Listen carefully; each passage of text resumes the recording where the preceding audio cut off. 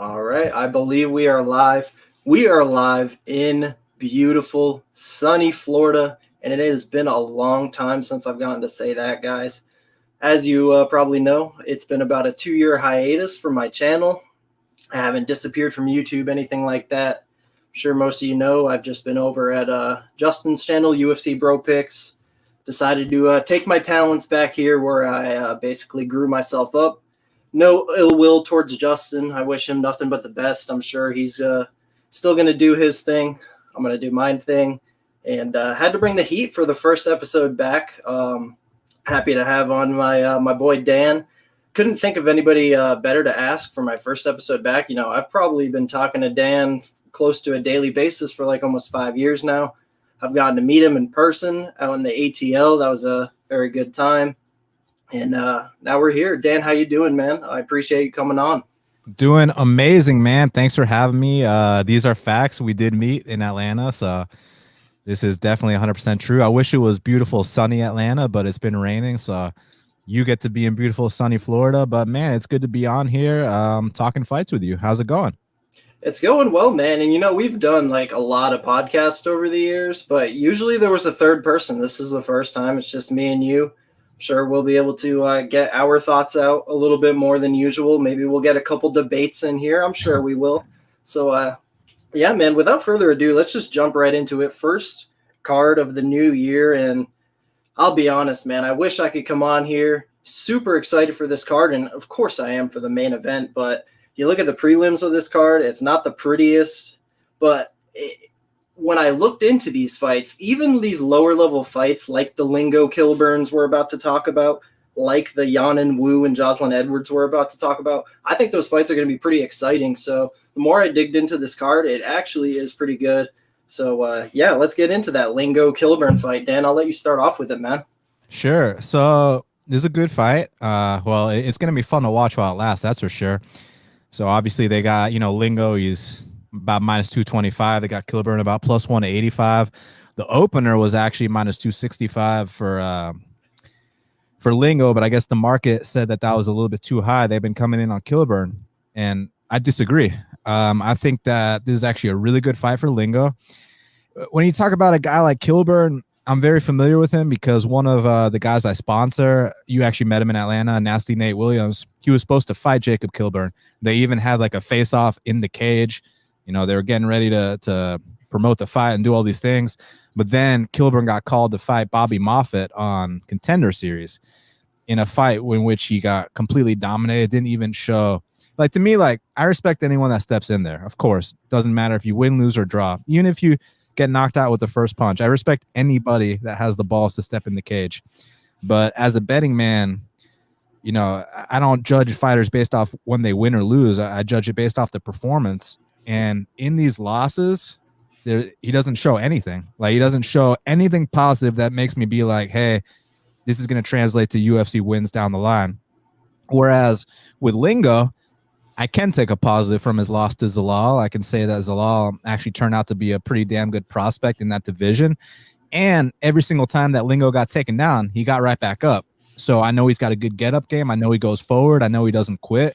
Whereas with Killburn, he doesn't get back up.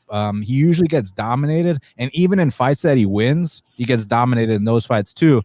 He did have a couple one-punch knockouts on the regionals, but if you look at who it's against, Giovannis Ross, who has had less than 10 pro fights and is coming off 3 straight knockout losses himself, and then this guy Ribeiro, who I'm begging for Ribeiro to take a fight with one of my guys. Like, it would be a dream come true if Ribeiro took a fight with Robert Hale or Nathan Williams. That would be a dream for me to see my guys knock him out too.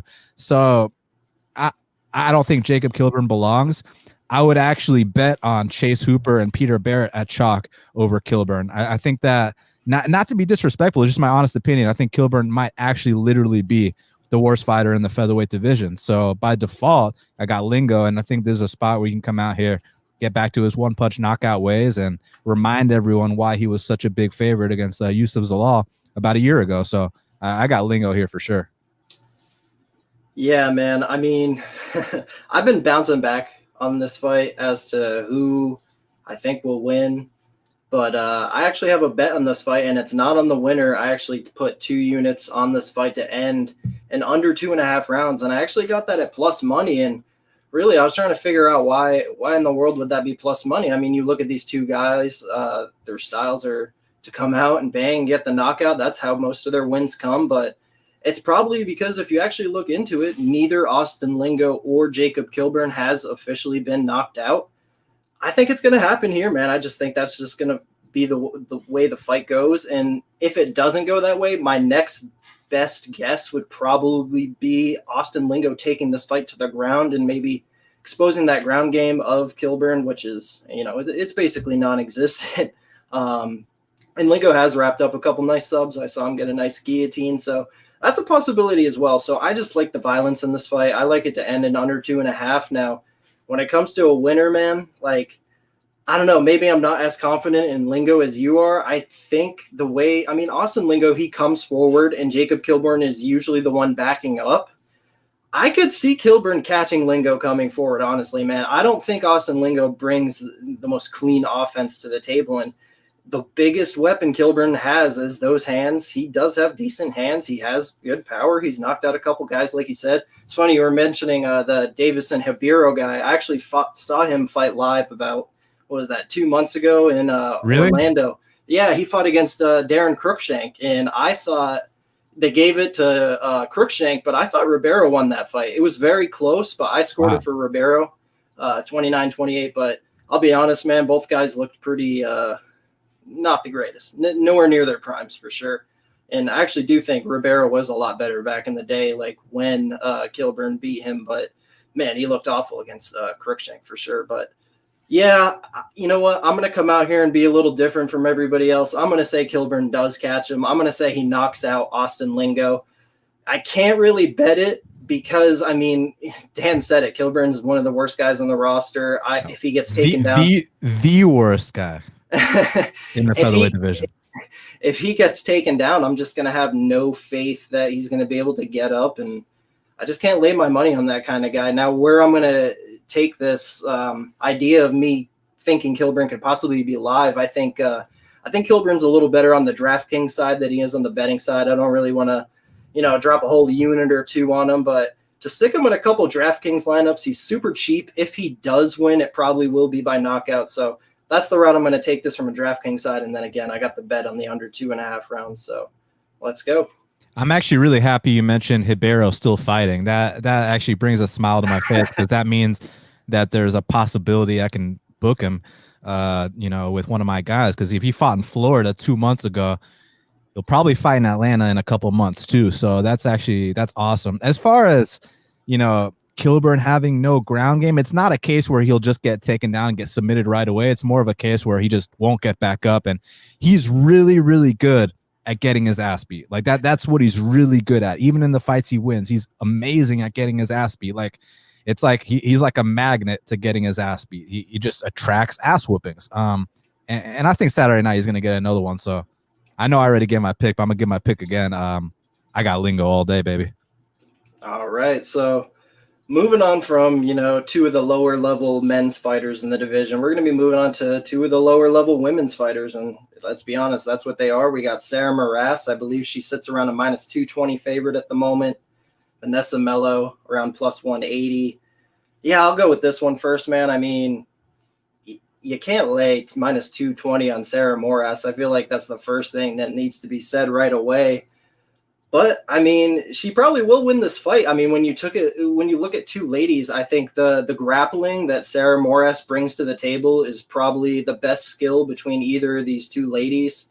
That's not to say Melo has no chance for sure. I think obviously if she keeps this fight on the feet, she probably will outstrike Sarah Moras. We're talking about a girl in Sarah Moras who couldn't even beat Talita Bernardo. So yeah, she could lose this fight. She's 6-6 for a reason. Let's just say that. But when you really get down to it, Vanessa Melo doesn't have much takedown defense whatsoever. And as long as Moras, comes out disciplined, she's pretty experienced at this point. She's had a lot of UFC fights. Her record says she has 12 pro fights. I'm sure most of those were in the UFC.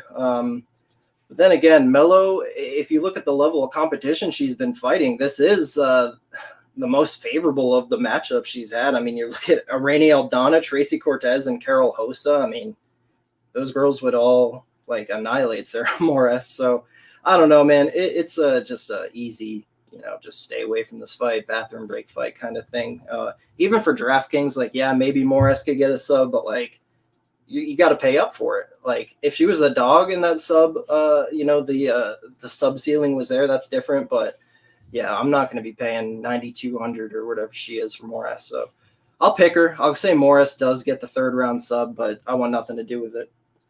I feel you there. I want nothing to do with it either. Not trying to lay that chalk on someone like Sarah Moras, who is either a 500 fighter or a sub 500 fighter, and then not really intrigued enough to take the shot on Melo because I'm not really sure what she brings to the table. Like, she's missed weight all 3 of her UFC fights. Not that missing weight makes me, it's like it's cumulative. It's like missing weight for all 3 of her fights and then looking awful in all of those fights. It's just, I'm not sure that she's that much of a professional, and I wanted to make the argument that if Vegas set Sarah Moras minus 230 in a fight, there's probably a reason behind that. But then it's like, you see, they did that in her fight against Talita Bernardo, and she lost that fight too. So I don't know, man. I'll go Moras, but yeah, I want nothing to do with it, with my money or my DraftKings or anything. So maybe someone is sharp out here, and they're going to get a lot of points on a win here on either side. Who knows? But for me, I don't even want to test the water. Yeah, man. It's funny you mentioned that about DraftKings, because week after week, I go and look at the tournaments I entered. I see which guys finished 1st, 2nd, and 3rd. And it's unbelievable. You look at some of these lineups, like, more often than not, you see guys putting 4 underdogs in a lineup when usually you only need 2 or 3, sometimes even 1 if you want to play the cheapest guy in the slate. And man, it's just DraftKings is one of those things you got to go really against the grain, because if you sit there and play the popular chalk over and over, so is everybody else. So it's like, you're either going to win with everybody else or you're going to lose with anybody else. So one thing I'm changing about my DraftKings style this year is I'm going to try to go against the grain on a lot of these things, but that's not going to start with Sarah Moras. So moving on to the next fight, we got David Zawada. He's around plus 180. I probably should have the odds up here, but David Zawada is around plus 215. My bad. Sorry about that. Emeev sitting around minus 255. I'll let you start with this one. Yeah, I mean, listen, basically with Ramazan Emeev, he is very good at slowing fights down and kind of Russian coasting it to a decision. His clinch game is very on point. If you come out here and you try to play like a patient game with Ramazan Emeev, he's going to win that decision all day. The guys that beat Emeev, you got to get dirty with him. You got to get grimy. You got to put the output on him. I know Zawada's a tough guy. He had an amazing fight with Danny Hot Chocolate. He dropped Li Jingliang, and he's actually pretty damn good off his back too. He might be a black belt. I'm not exactly sure what his credentials are jiu-jitsu wise, but he definitely trains. He definitely wears the gi in practice. That's for sure. I can tell. But man, I'm not convinced he's athletically up to par. I know he's a tough guy. I know he's going to come to fight. I just feel like he might give up some easy takedowns in a spot like this. So I'm gonna lean with Emeev here. I just wish that Emeev, put his foot on the gas pedal a little bit more, but he wins, so I can't criticize it too much. That's his style. It's really up to you to beat it. So let's see if Zawada is a good enough athlete. But before the fact, I got to go with Emeev. So this is one I'm pretty interested in, man. I like Zawada. I mean, he's not the greatest fighter in the world, but I definitely like what he brings to the table. He has a lot of fighting spirit. He's pretty well-rounded. I like his jiu-jitsu game. He goes to war on the feet. He certainly throws a lot more output than Emeev. The thing here, man, I actually do think Zawada is one of the more live underdogs on the card, just because with Emeev, like, man, coming into the UFC, I thought Emeev was going to be a lot better than what he's shown. And when I say that, like, you look, he beat these guys like Anatoly Tolkov, who's doing really well in Bellator over there, and a lot of other these real high level Russian guys. And he was out there finishing some of these guys. And he comes into the UFC and they've given him a lot of guys like this most recent dude, Stoltz, Sekulic, Mina.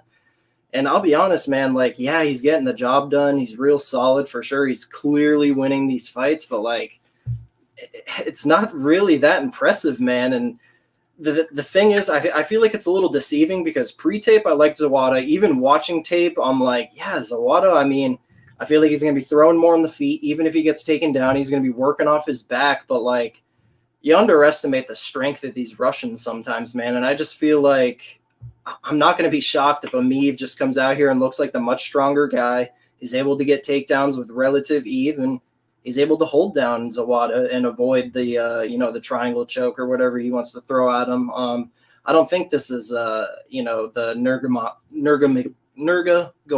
that he subbed last time. I think Emeev is a step up from that.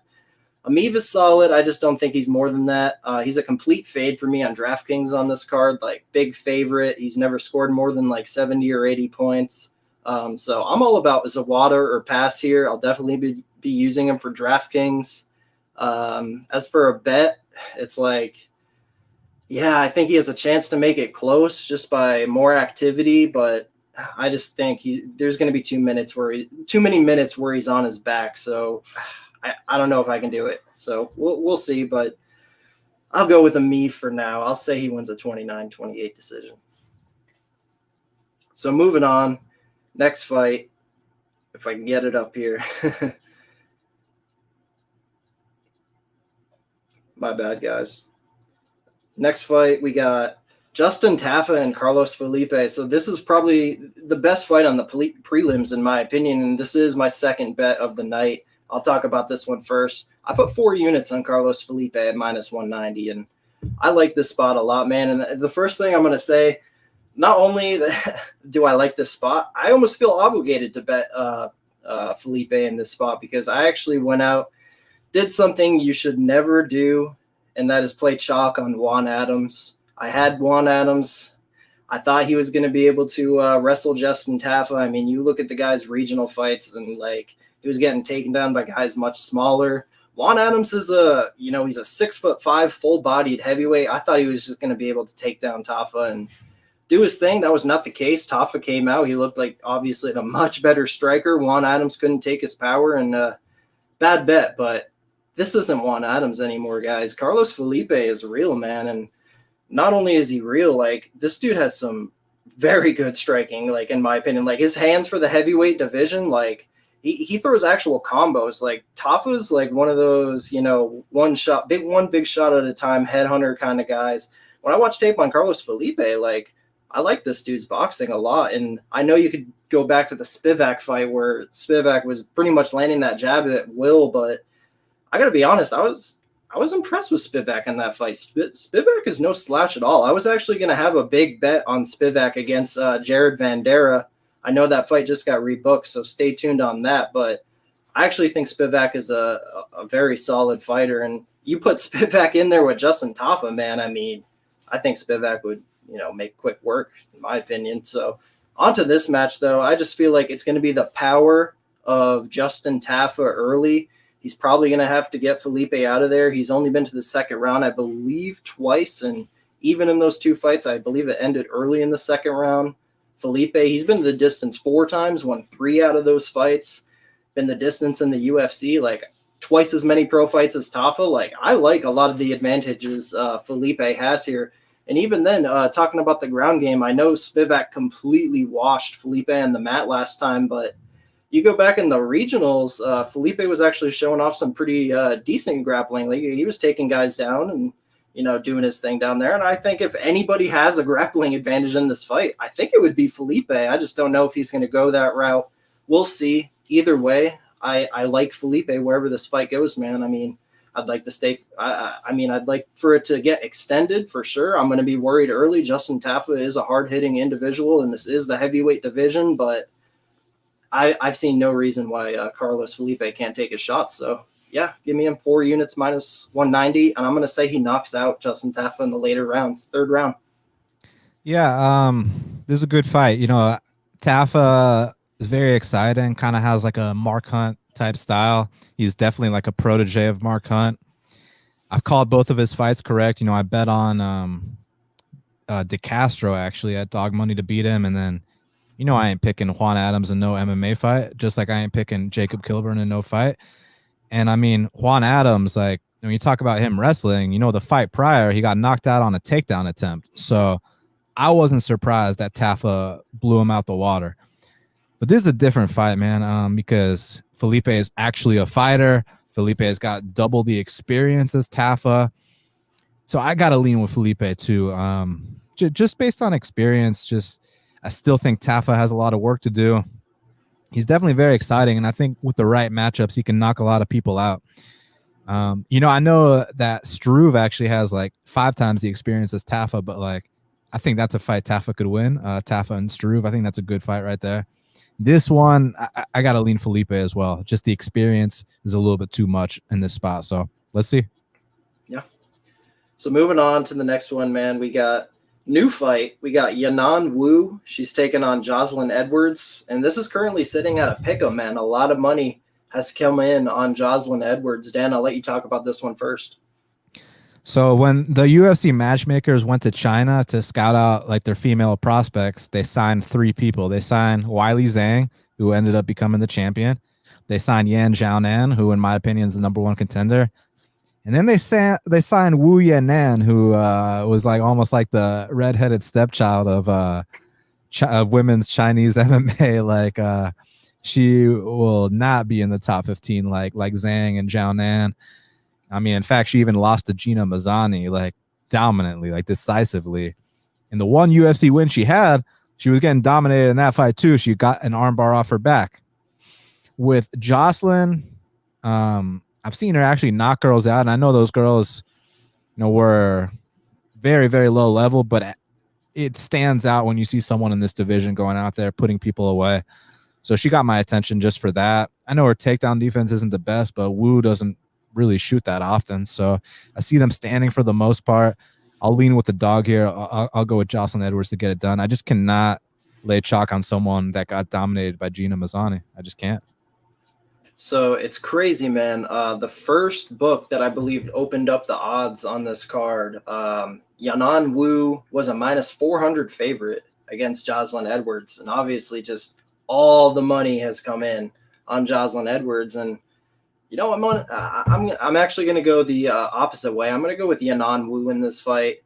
I mean, yeah, she's definitely one of the lower end girls in the division, but man, Jocelyn Edwards had a fight already with one of the lowest level girls in the division, and that's Sarah Alpar. They had a 25-minute fight in the LFA, and it says split decision, but for any of you guys that saw that fight, Sarah Alpar won 3 rounds for sure, arguably even 4 rounds. In my opinion, I mean, Jocelyn Edwards just had no idea how to stuff the takedown, like 0 idea at all. Now, I'll give her credit. She did get up a couple times. She actually reversed position a couple times, but like it never led to anything. I mean, after the first or second round, like all the steam and the punches kind of went away. And, I will give her credit. She's super dangerous early. It was really awesome to watch her against those cans in the regional scene because, like Dan said, like she's an attention grabber. Like she went out there and viciously destroyed these girls. And I know it's cans, but still, man, like the girl's got good striking. She for sure has better striking than Yanan Wu, in my opinion. It's just, can Wu mix it up? I feel like if she did any kind of scouting in this fight whatsoever, it's pretty obvious what she needs to do here, and that's shoot. But like Dan said, that's not really what she does. She's a striker. She just got into a striking war with Mizuki Inoue. I believe she landed like 126 strikes in that fight. And I will say, like, she has been making a little bit of progress. Like, it's hard to tell because, she's been in the UFC for 4 years now, but I think she's only had like 3 fights in the UFC so far. She had that fight against Gina Mazzani. Wasn't a good look, but I will say she did land a takedown in that fight. Next fight was, what was her second fight? Lauren Mueller. Yeah, Lauren Mueller. Mueller was winning, and then until she wasn't, Yanan Wu snatched up a nice sub. I mean, who knows? Maybe she snatches up a nice sub on Jocelyn. We can't write it completely off. And then, yeah, she had the Mizuki fight, and I feel like each fight, it's been a little bit of progression. So, I mean, when you bring up the UFC signing her and Weili Zhang, maybe they were onto something with Yanan Wu. She just wasn't quite at that level with the Wiley Zangs and Yan Jonan. Maybe she just needs a little bit more progression. It's just she definitely needs more progression, that's for sure. For sure. I mean, but the thing is, like, the most alarming thing for me between either of these two girls would be the takedown defense of Jocelyn Edwards. I mean, dude, Sarah Alpar was completely gassed, and she gave like a 10% effort on a takedown, and Jocelyn just fell to the ground. I mean, it was kind of embarrassing. But I don't know if Wu's going to take that route. We'll see. I'm definitely interested to see what her game plan is, and I'll go with her, man. I feel like she's more experienced in the UFC octagon, obviously, and I think she has more ways to win. So I'll go with her by decision. Not confident, though. I don't want to bet on this fight. But, I mean, on the flip side, Lauren Mueller and Gina Mazzani took down Wu easy. So it's not like just Jocelyn can't stuff a takedown. Wu can't stuff a takedown either. And as far as the matchmakers, I think it was just a case where like those are like the only 3 girls in China. So they just found 3 girls that fight in China. 2 of them happen to be amazing. One of them kind of sucks. It is what it is. They don't have any other fighters there. So these 3 are kind of like trailblazers leading the way for the up and coming generation. Maybe they can inspire some young women to take up MMA. I think that's kind of what it was, more so than anything, because I'll put a bet down right now that Wu Yan'an ain't cracking no rankings ever. So, all right. So moving on, next fight. This is the main event of the prelims, and this is a good fight, man. One that I've really been thinking about a lot. We got Nasruddin Imavov. He is plus 120. Phil Hawes minus 140.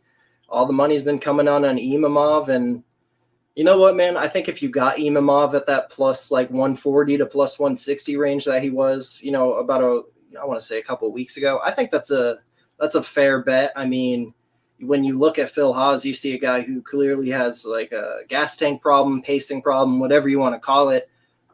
The guy slows down once the fight hits the second round. So, I mean, it is what it is. Nasruddin Imavov, he seems to be a pretty durable guy. He seems to be a guy who can push a pace in the later rounds. So it's like, can Imavov survive the early burst and make it to the later rounds? I mean, I think there's a decent chance. So I got the bet. But when you really look at it, Phil Hawes should be favored here, man. I mean, I feel like he's got a lot of athletic advantages here. Dude, I mean, he's big for the division, and we're talking about a guy in Imavov who, I mean, he fought at 170 pounds. I know when you look at the heights, you see 6'3" Imavov. Phil Hawes, I'm not sure how tall he is, but, you know, he's clearly shorter than Imavov. But Phil Hawes is all kinds of bricked up, man. Like, he's a real 185er, and man, I feel like maybe if he puts some of that power on Imavov, he could get that early knockout. If it gets to the later rounds, like, I don't know. Like, I got to see it. Like, of course, there's a chance that he, you know, could make improvements in his cardio, but I'd have to see it to trust it, so I can't really play him at chalk either. So at the current price, it's a pass for me, but I'm going to say Phil Hawes comes out here and gets a knockout victory. Yeah, I got Phil Hawes as well. I kind of disagree with this narrative about him, you know, past the first round. I feel like those fights he took, firstly, he fought Andrew Sanchez when Phil Hawes was 3-0 as a pro. He fought Lewis Taylor when he was 4-0 as a pro. He fought Julian Marquez when he was 4-1 as a pro. Like, he just fought these guys way too early on in his career. And it was kind of like a pacing issue. He came out way too hard in those fights. He just wasn't experienced enough. Whereas, like, you look at Imavov's record, and when he was only 3 or 4 fights into his career, he's fighting guys with 0-0 records. He ain't fighting real guys. So Imavov didn't get rushed like Phil Hawes did, because when you see the kind of athlete that Phil Hawes is, they were like, wow, this guy can be a champion. This guy can be all these things. So they kind of just rushed him real quick without giving him the time to get properly seasoned. But I feel like after that Julian Marquez fight, he did take the time to get properly seasoned. Now, I know officially he hasn't been past the first round, but I noticed in his pacing, man, he's pacing himself a lot better. And I do think that if this fight goes past the first round, that he's going to be fine. I don't think it's going to be this big issue. I don't think it's first round or bust. So I got to go Phil Hawes. Look, this guy Imavov's a dog. He's aggressive. He comes to fight. He's also very big. He's 6'3". I like him, but I think that if Phil Hawes has his stuff together, that he's the guy that projects to go further. And yeah, I'm gonna go Phil Hawes. All right, so moving on, main card. first fight, I mean, holy shit, man. I mean, I'm pretty torn on this fight in the sense that, yes, I'm so glad we're going to be able to watch this fight on Saturday night. On the other side, damn, one of these guys has to lose. I'm talking about Dusko Todorovic versus Punahele Soriano. Dusko is around a minus 150 favor right now. Come back on Puna around plus 125. Dan, what do you think? I think I love these kind of fights where someone's O's got to go, where, you know, the two prospects aren't getting protected, where we get to find out who the better man is. Like, that's what this sport's all about, finding out who the better man is. And yeah, so one of these prospects has to take an L. And I'm a big fan of both guys. I bet on both of them in their UFC debuts. They both performed admirably. So I got nothing but good things to say. With the Puna side, kind of reminds me of like a Hawaiian Vitor Belfort. You know, we call Brad Tavares Hawaiian Bisbing. Puna's Hawaiian Vitor. He's got that southpaw stance. Very explosive left hand. I mean, he touches you with that left hand, and there is a good chance that you might get knocked out. You know what I mean? He hits very, very hard. Also, a D3 All-American wrestler as well. So he's got some wrestling credentials. My biggest issue with Puna is that now the reputation that Phil Hawes has, I think that's actually what Puna got going on. Like, I think Puna's the guy that's actually first round or bust. And I know he won a decision on Contender Series, but like, I think we know that Jamie Pickett ain't gonna last in the UFC too long. So I don't think he can, you know, gas out and win a decision here against Dusko, like, at all. And Dusko really stands out to me, man. Obviously on his regional experience, when he was like 22 years old, he knocked out Michel Pereira, and it wasn't like an accident. He went right after Michel Pereira, which not a lot of guys are willing to do. So he got the proper experience, and he's got this camp in Serbia where the whole camp is dedicated to him. I mean, he's the star of the camp, and everything is based around building Dusko Todorovic to be a future world champion, which is great to see. And the guy is extremely confident, and I don't mean arrogant. I mean confident. Like, if you hear him talk, if you put bet on Dusko Todorovic and then you pull up one of his interviews, when you hear him talk, like, you're gonna be comforted, because like the guy, he just knows what he's doing in there, man. And I know that he fights with his hands down, and down the line that's gonna catch up to him for sure, but not yet. He's only 26 years old. I don't think this is the time where he's gonna get knocked out. I think we can talk about that in the future, but I do think the first round is going to be tough, but after that, I see Dusko taking over, man. His work in the clinch, he's got some of the best dirty boxing I've seen in the middleweight division in years. He gets nasty in there, man. He is a dog. He is a workhorse. He does not stop, and I think that's going to be what leads him to victory here. Just get past this first round. Don't get caught with that big left hand, and you win the fight. So, yeah, I got Dusko Todorovic, and I do think that this time next year we might be talking about him as a top 15 guy. Yeah, man. I mean, well said. This is just great fight. Puna, when it comes to Puna, man, like, very grateful for the last one against Pachota. I mean, easy money cash there. I mean, we're talking about, well, in my opinion, I view Puna as like a real up-and-coming knockout artist. Like, I think this guy's going to come in and have a lot of knockouts in the UFC, and it's just, dude has, I mean, he's got great hands, he's got great power, he can take a shot too, being, you know how those Hawaiians can take shots, and I think people kind of, it's crazy because the line in that fight, Puna was the dog against Pachota. Like, it was pretty crazy, man, and I think people kind of forgot how hard he hits just because of that fight against, you mentioned it, the Jamie Pickett fight, but the thing about Jamie Pickett, you watch his most recent fight against Stefan Chukwi, Jamie Pickett's got a hell of a chin on him, man. So, like, I don't take away a lot from Puna for not knocking him out here. I think Puna is still on that knockout path.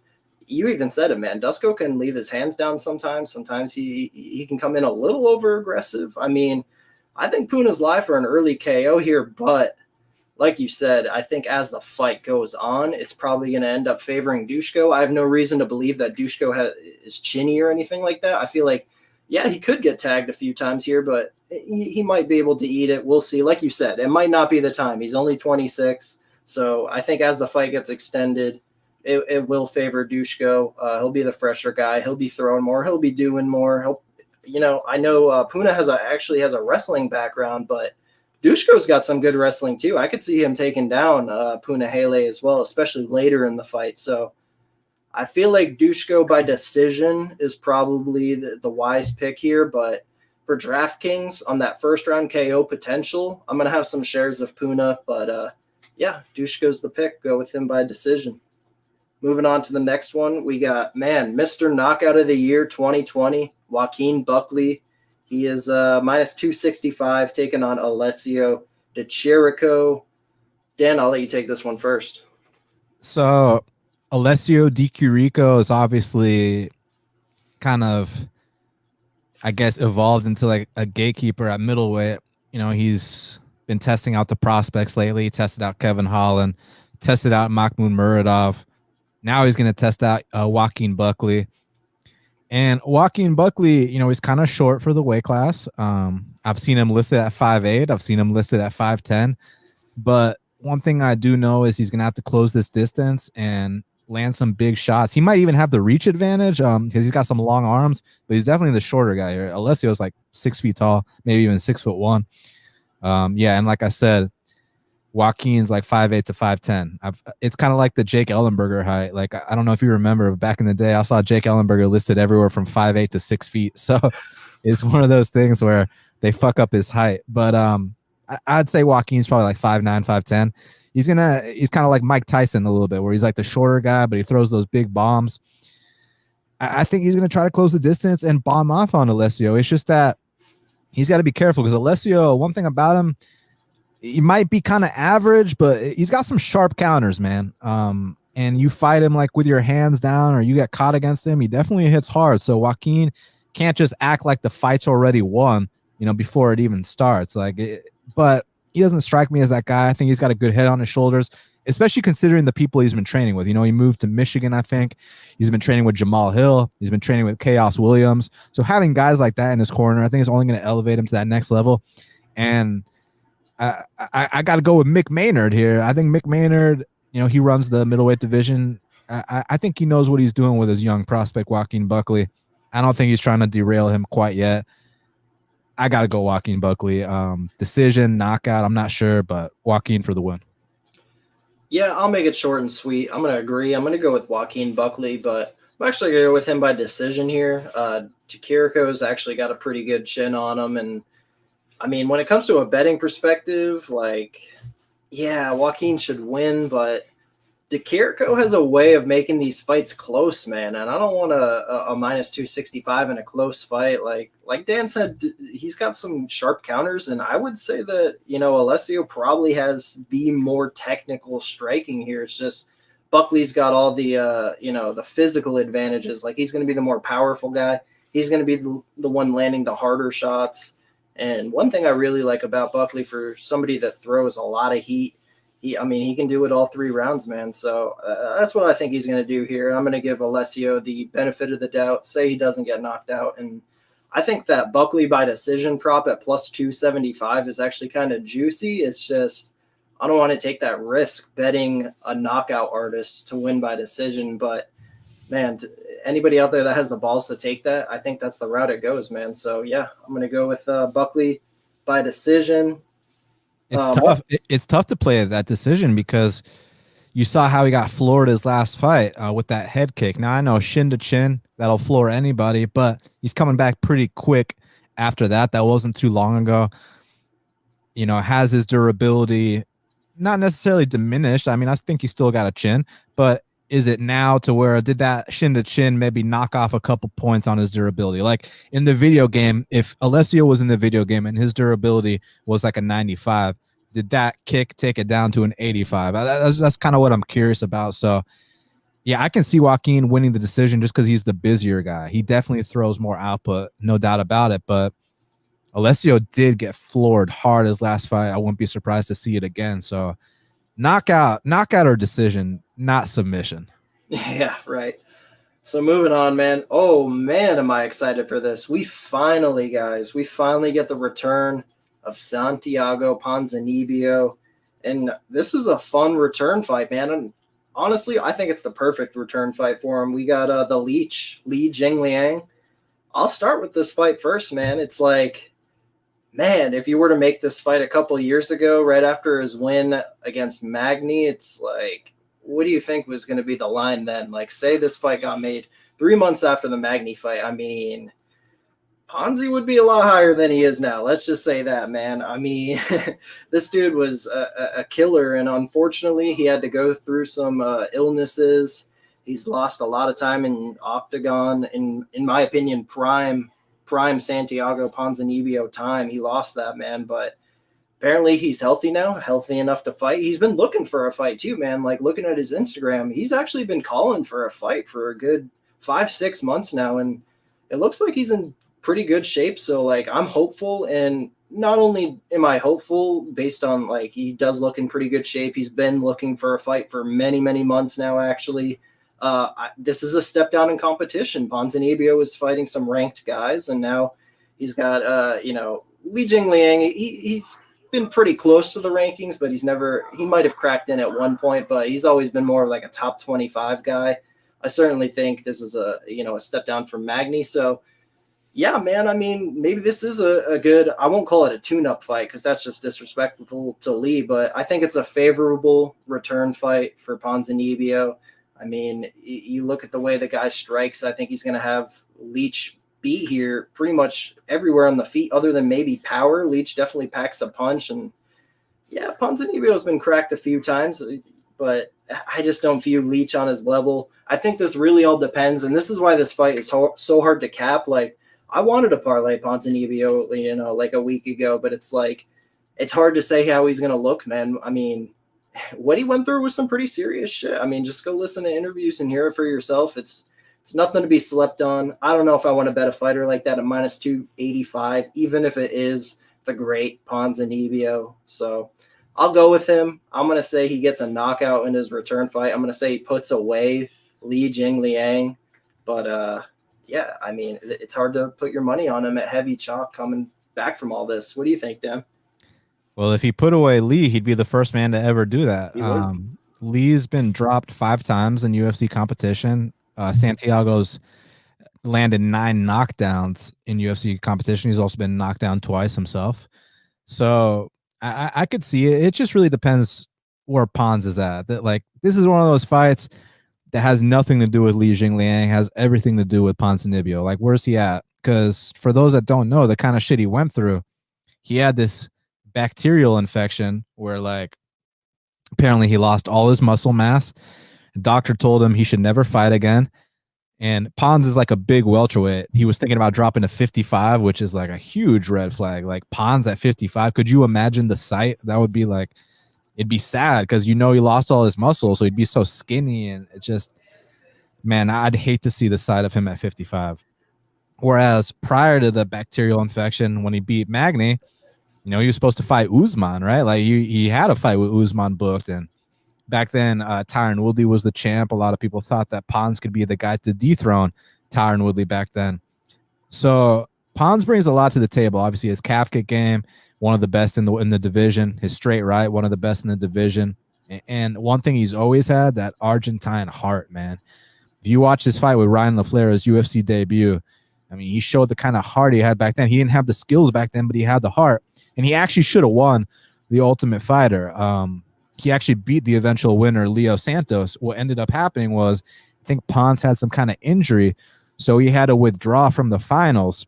So then Leo, who lost to Pons in the semifinals, stepped up and then ended up winning the Ultimate Fighter against William Macario. So you could actually be looking at Pons as the Ultimate Fighter winner. I mean, like I said, he beat the guy who won the Ultimate Fighter. Just the injury forced him out, which is really unfortunate. So he's obviously got the big win streak. With Lee, he doesn't do as good outside of China. And I don't think it's because it's not in China. I think it's because the flight takes so much out of him. When you talk about the flight from Beijing to Abu Dhabi, it's 9 hours. But I heard he did this camp in the United States. So now we're talking about like 20 to 24-hour flight. He doesn't do good with those flights. And the fight with Zaleski, I know he beat Zaleski. Zaleski's got amazing kicks. He's got great jiu-jitsu. But Zaleski doesn't have the boxing that a guy like Ponzinibbio has. So I got to see what Pons looks like on Friday. If he still looks like Pons, I got him here. I just need to confirm that it's still the same guy, because the shit he went through is nothing to write off. So take it on Friday, see how he looks. If he still looks like the same guy, then I got Ponz here for sure. So moving on, co-main event of the evening. Man, it would have been nice if this fight happened, maybe 5-6 years ago, but 10 years ago, maybe? Yeah, maybe even 10 years ago. But, honestly, Matt Brown didn't really hit his prime till around, I want to say 2013, 2014 is when he went on that really big, 7-fight win streak, then got the main event against Lawler. I think that was around the time he was in his prime. Condit maybe a little bit before, but yeah, man, either way, it's nice that this fight is actually just happening in general. I'd rather take it now than never at all. I still think this should probably be an exciting fight unless one thing happens. So the one way I could see this fight maybe not being exciting, and if you watched Carlos Condit's career, you've seen it. The guy can't really wrestle, let's be honest. And Matt Brown, watched his fight against Ben Saunders a couple fights ago. Matt Brown, seriously, he took that fight down to the ground aggressively, and that's where he beat Ben Saunders. He beat Ben Saunders' ass on that mat, man. And let's be honest, Ben Saunders is probably better than Carlos Condit on the mat. So I was actually really impressed with that performance, and I think that, it applies in this spot. I feel like if Matt Brown comes out here with a fucking D1 mindset, he should be able to wrestle Carlos Condit, and I think he should do that because if he comes out here and strikes with Carlos Condit and gives us the war that we all want, I kind of favor Condit in that spot, honestly, man. Matt Brown's been knocked out a lot as of recently. Carlos Condit probably looked in the best form of his career, or not his career, best performance in the last few years, last fight, I should say. But then again, it was against Court McGee. I think this is a step up from Court McGee. So, yeah, this is a really, really tough one to call. I kind of want to see Matt Brown come out there and take that approach, win by any means necessary, man.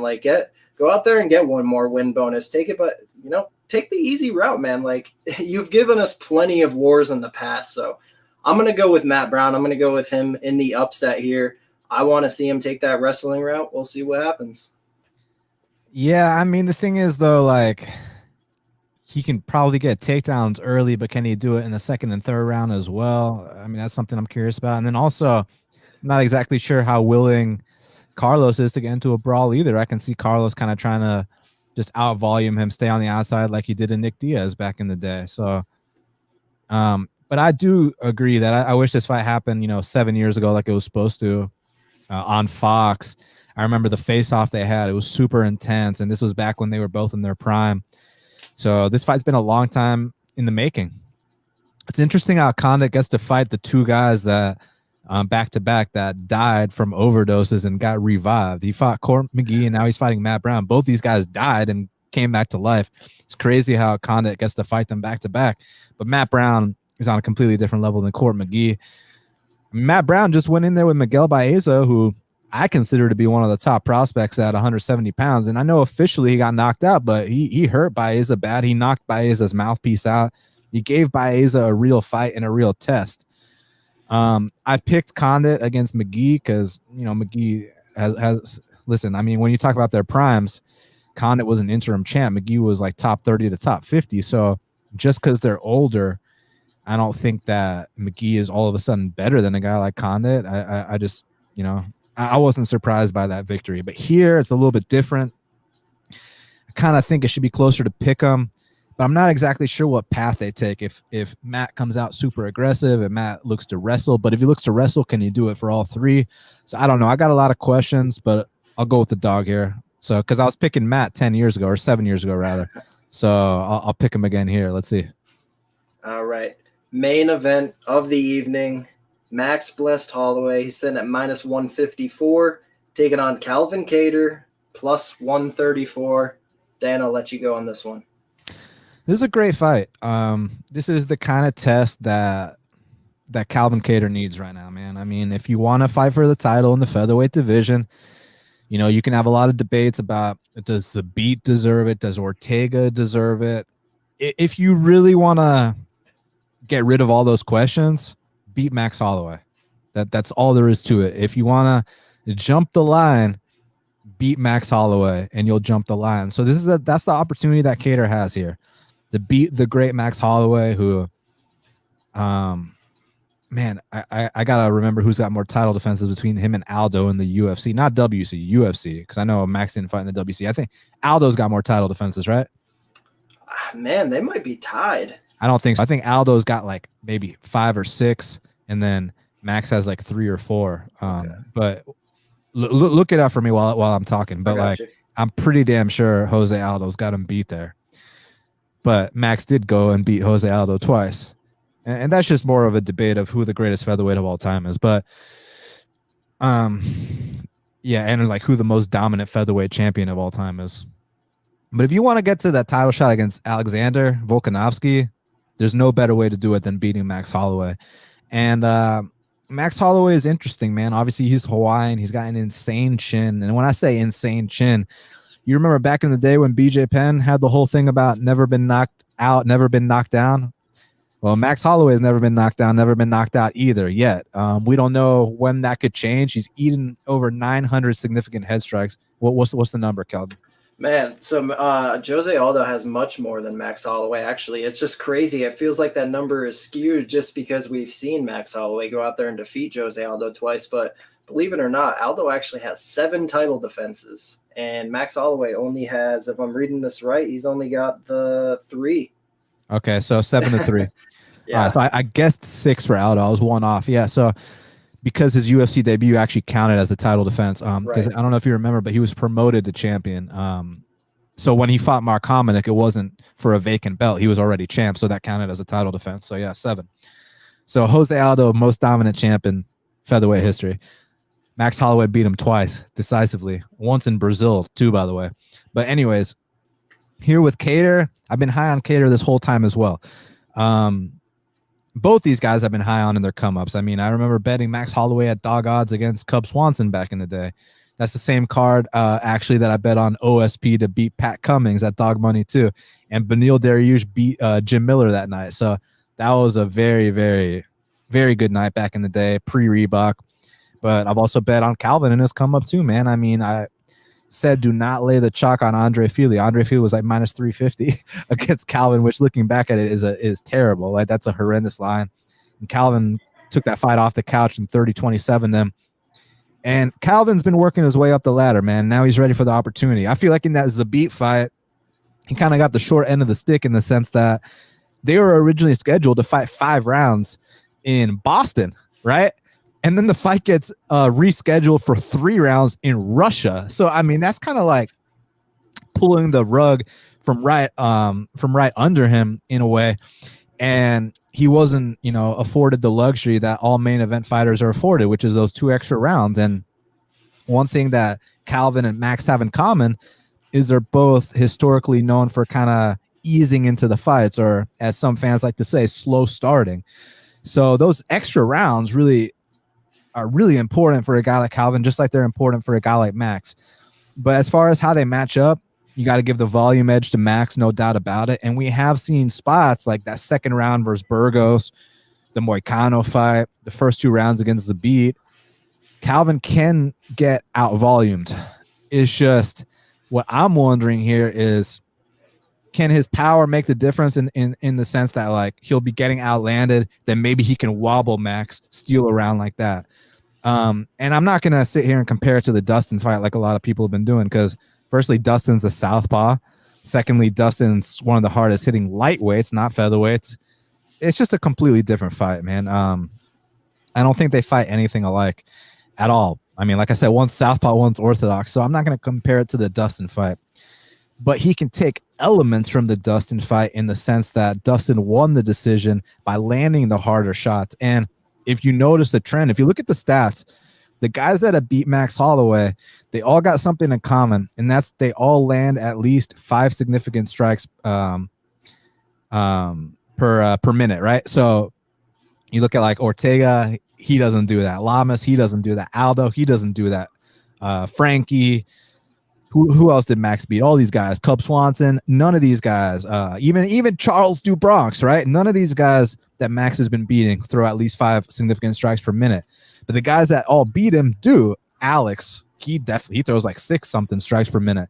Dustin, he's an output machine. And I knew Dustin was going to win that fight because you see his fight with Gaethje. and he attempted like 300 strikes in that fight. So that made me know, like, hey, he can keep the volume up with a guy like Max. So I know that Calvin can at least throw 100 strikes, because his last fight against Dan Ige, he did that. That was the first time he passed the 100 strike mark. So that's a step in the right direction. It's really about rising to the occasion here. With Max's last fight against Volkanovski, I think people are so blinded by the fact that they think he got robbed that they won't criticize him for that performance. And I actually will, and I'll tell you why. The first 2 rounds, he clearly wins, and instead of just staying focused, he's making, he's going to the commentators. His head was exploding, like he's like talking to people in the crowd, like dude, like stay focused on the fight. All you had to do was stay concentrated for 5 more minutes. You win that 3rd round, you win the fight, because we all know that 3rd round was the swing round. First 2 rounds go to Holloway, 4th and 5th go to Volk. All about how you score that 3rd round. The 3rd round was the swing round, and Max got cocky, man. And so it's going to be interesting. And another thing I got to point out too, those first 2 rounds that Max won, it's not like he was destroying Volk. Like the rounds were actually 50-50 until Volk got dropped by Max at the very end of the rounds. So that's what swayed the rounds to Max's favor. So here versus Calvin, I know Calvin's nose is going to be bloody, and like it is every single fight. So, and Calvin's got like a broken nose going into this fight, like he has his last few fights. So Calvin's nose is going to get fucked up. We already know that. But can he land the harder, more impactful shots and sway the judges in the spot? Maybe be the first man to knock out Holloway. But I already tried predicting that with Volkanovski, and he didn't even come close. You know what I mean? So I'm not going to say Max gets knocked out. So I'm gonna go with Calvin here via decision, just by landing kind of the harder shots. I mean, I think it's such a close fight that I got to lean with the dog. But obviously, I'm not counting Max out. He's a legend for a reason. He's one of the greatest fighters in the history of the division, top 3 all time in that division. So much respect to Blessed, but I'll go with Calvin here.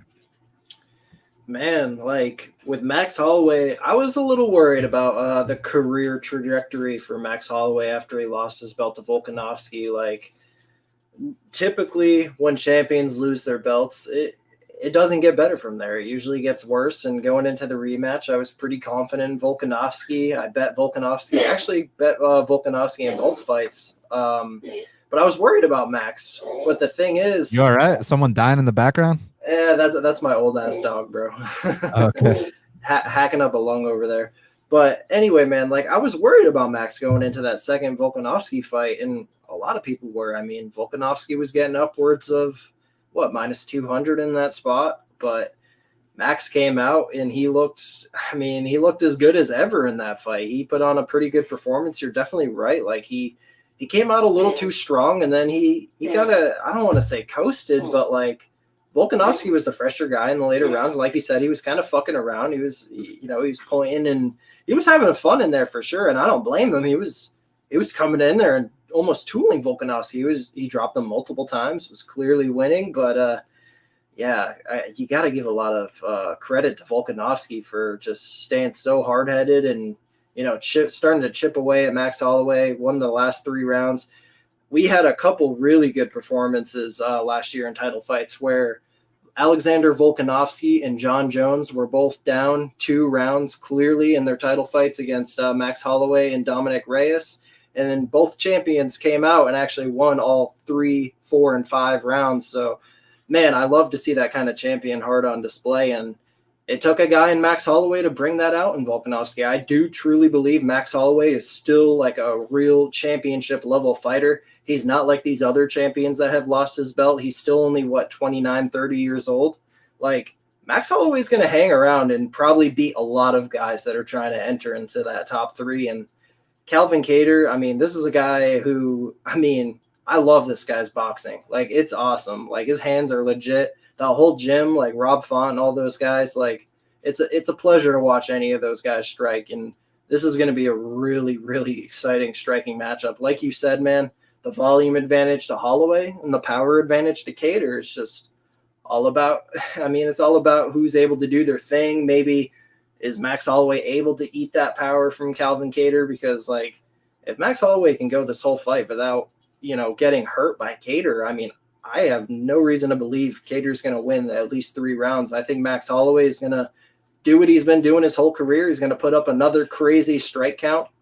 To be fair, I think both guys will land a lot of strikes for sure. It's just I view Max Holloway at a higher level than Calvin Kattar. Like, you wouldn't catch Max Holloway losing a fight to Zabit Magomedsharipov, even if it was just 3 rounds. Like, I still view Max Holloway in a very high light, and I think he's the favorite for a reason. So I'm going to go with him. I'm going to say he takes the unanimous decision, but Calvin Kattar will be back for sure. Anything you want to add? You're kind of making me want to see this Max versus the Beat fight now. Yeah, right. I mean, that'd be a great matchup, man. So yeah, if y'all watch my videos a long time ago, usually sometimes I would blindside my guest a little bit and ask them who they think is going to get the 2 performance of the night bonus. So while I let Dan think about who he thinks is going to get the performance of the night bonuses, I'll give my pick, man. I mean, I'm going to go with Carlos Felipe. I think he's going to come out here, put on a striking clinic on Justin Tafa, and eventually put him away in the later rounds. And as for my second pick, I'm going to go with Phil Hawes, man. I think Phil Hawes is going to break through here. I'm going to say he's the first man to knock out Nasruddin Imavov in the first round. What do you think, Dan?